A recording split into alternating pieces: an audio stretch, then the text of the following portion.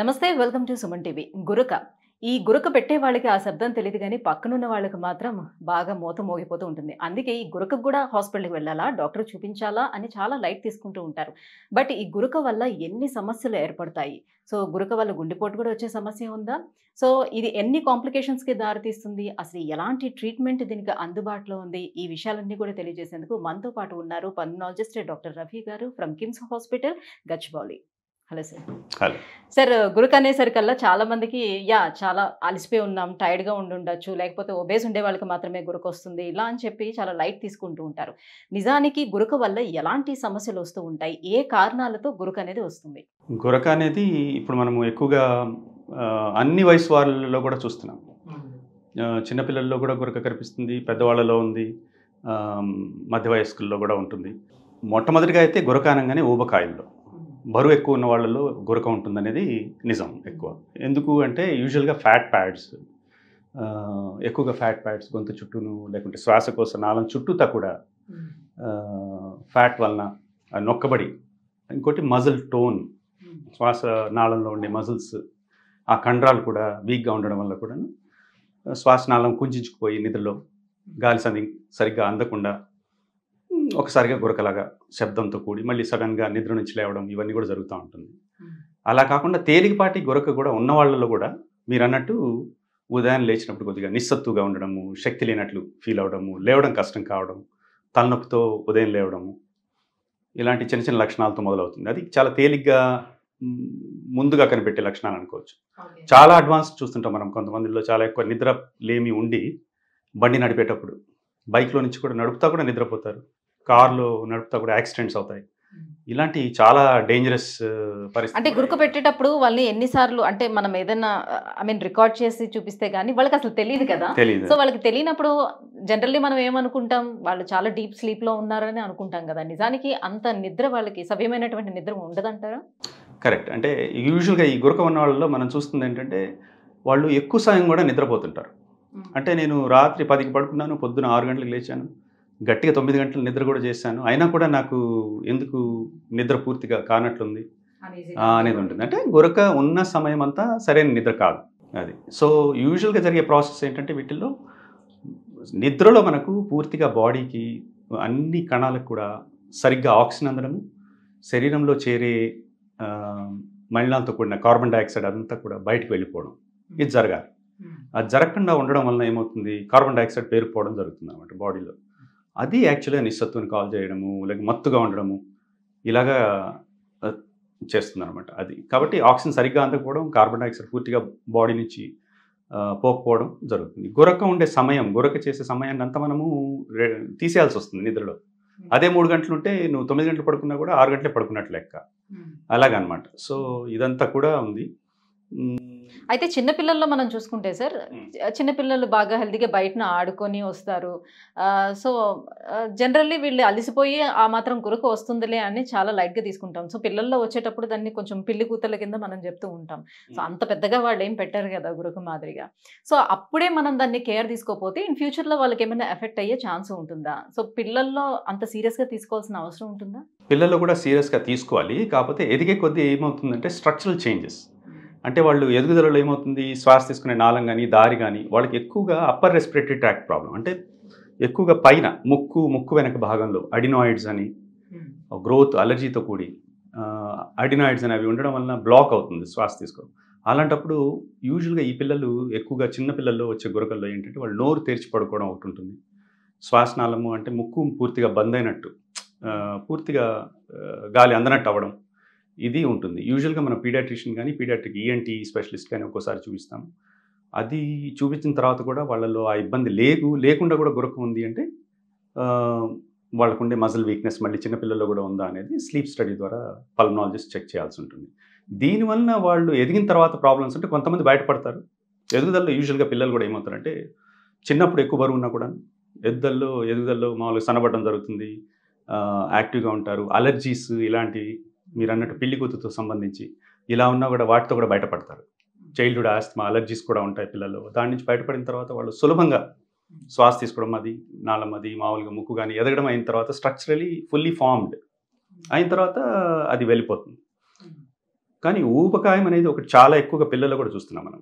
Childhood obesity అని, అంటే బయట ఫుడ్స్ యూనో ఫాస్ట్ ఫుడ్స్ ఇవన్నీ కూడా ఎక్కువ వాడడం వలన సరైన అంటే అది కూడా పౌష్టికాహార లోపమే, ఏదంటే తినడం కూడా పౌష్టికాహార లోపమే అవుతుంది అన్ని విధాలుగా. వెజిటబుల్స్ ఎవరు తినట్లేదు పిల్లలు ఈ మధ్య సరిగ్గా.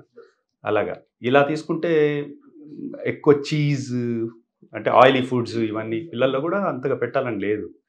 వీటి వలన యాక్చువల్లీ నేను చెప్పినట్టు పెద్దవాళ్ళలో ఎల్డర్లీలో ఒబేసిటీ ఉంటే వచ్చినట్టు పిల్లల్లో కూడా రావచ్చు. అంటే లేకపోయినా కూడా కొంతమంది లింగ ఉన్నా కూడా వాళ్ళల్లో కూడా వస్తుంది. అలా వస్తే ఏం రీజన్స్ అయి ఉండొచ్చు సార్? ఇది ఇంకొక సెక్షన్, అంటే ఇది అబ్స్ట్రక్టివ్ స్లీప్ యాప్నియా అంటారు. మామూలుగా అబ్స్ట్రక్షన్ నేను ఇంతవరకు చెప్పింది ఏంటంటే మనం శ్వాస తీసుకునే దాంట్లో అబ్స్ట్రక్షన్ అంటే ఇబ్బంది కలగడం వలన వచ్చిన స్నోరింగ్ అంటే గురక. అలా కాకుండా సెంట్రల్ స్లీప్ యాప్నియాస్ అంటారు. బ్రెయిన్ నుంచి వచ్చే ఇంపల్స్ కానీ సిగ్నల్ కానీ కూడా సరిగ్గా లేకుండా కూడా రావచ్చు. అందుకే మనం కొంతమంది patients I would say 10 to 15%, ఒక 10% మందిలో మనకు సెంట్రల్ స్లీప్ యాప్నియా కూడా చూస్తాం. అంటే నిద్రకు సంబంధించి ఇచ్చే సిగ్నల్ మనకు మెదడు నుంచి సరిగ్గా అందకపోవడం వల్ల కూడా ఒక్కోసారి ఈ గురక ఉండే అవకాశం ఉంటుంది. అవి కూడా మనం అందు గురించే మనం యాక్చువల్గా ఈ special test like sleep study అనేది చేసి నిర్ధారణ చేయాల్సి ఉంటుంది. ఓకే, డయాగ్నోసిస్ ఎలా చేసుకోవాలని తెలుసుకునే దానికన్నా ముందు కొంతమంది మనం అబ్జర్వ్ చేస్తే నైట్ టైము వాళ్ళు ఊపిరి అంటే గురక వస్తూ ఉంటుంది, సడన్గా వాళ్ళు ఇట్లా కదులుతూ మెలకు వచ్చి మళ్ళీ నిద్రపోతారు. అసలు వాళ్ళు అలా లేచామో అనే విషయం కూడా వాళ్ళకి తెలియకుండా ఉంటుంది. అంటే ఇది ఏ స్టేజ్లో ఉన్నట్టు ఈ గురక వల్ల హార్ట్ అటాక్స్ వచ్చే ఛాన్సెస్ ఎంతవరకు ఉంటాయి సార్?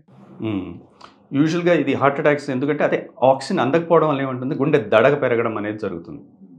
సో సడన్గా చోక్ అంటాం, choking kind of thing and getting up అంటారు. అలాగా నిద్ర నుంచి ఒక్కసారిగా ఉలిక్కి పడలేడు, ఇలాంటిది జరుగుతుంది ఒక్కసారి.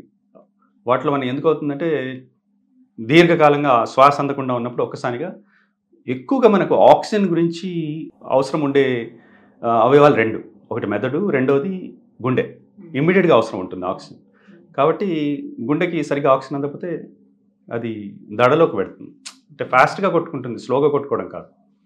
బికాజ్ ఈ పంప్ చేయాలి కదా ఆక్సిజన్ లేకుండా బ్లడ్ని. కాబట్టి ఆ విధంగా అయినప్పుడు గుండె దడ అయ్యి హార్ట్ ఫెయిల్యూర్స్, ఈ సెకండరీగా గుండె ప్రాబ్లమ్స్ రావడం ఇవి మనం చూస్తూ ఉంటాం.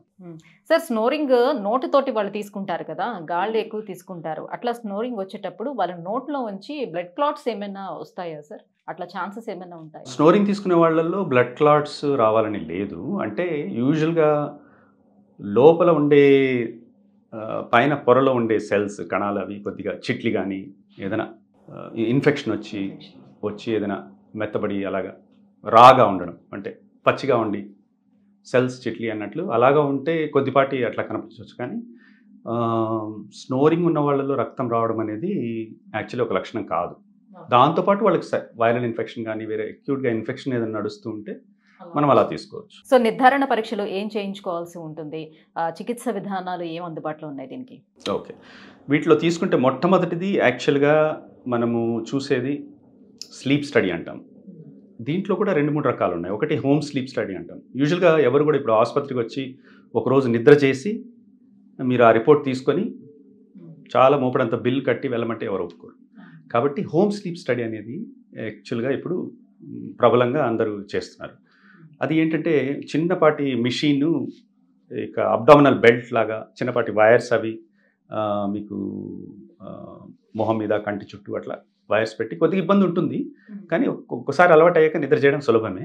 ఆ టెస్ట్ ఒకటి చేస్తాం, అది రికార్డ్ అవుతుంది. అది మీరు ఇంట్లోనే చేయొచ్చు. టెక్నీషియన్ వచ్చి ఎక్స్ప్లెయిన్ చేసి వెళ్ళిపోతాడు, పొద్దున వచ్చి కలెక్ట్ చేసుకుంటాడు. సో అంటే there is no disturbance for you as third person be staying with you for the study. So అలాగా అది చేసుకున్న తర్వాత అది సాఫ్ట్వేర్లు డెవలప్ చేసి రిపోర్ట్ తీసుకుంటాం. దీంట్లో ఏమేమి చూస్తామంటే మూమెంట్, నిద్రలో ఎంత మూమెంట్ ఉంది, గురక అంటే శ్వాస ఆగిన సమయం, అలాగే ఎన్నిసార్లు జరిగింది, సాచురేషన్స్ ఆక్సిజన్ ఎంతవరకు కింద పడింది, అంటే ఎంత తక్కువ, యూజువల్గా 92, 94, 96, 98 అట్లా అబవ్ ఉండాల్సింది.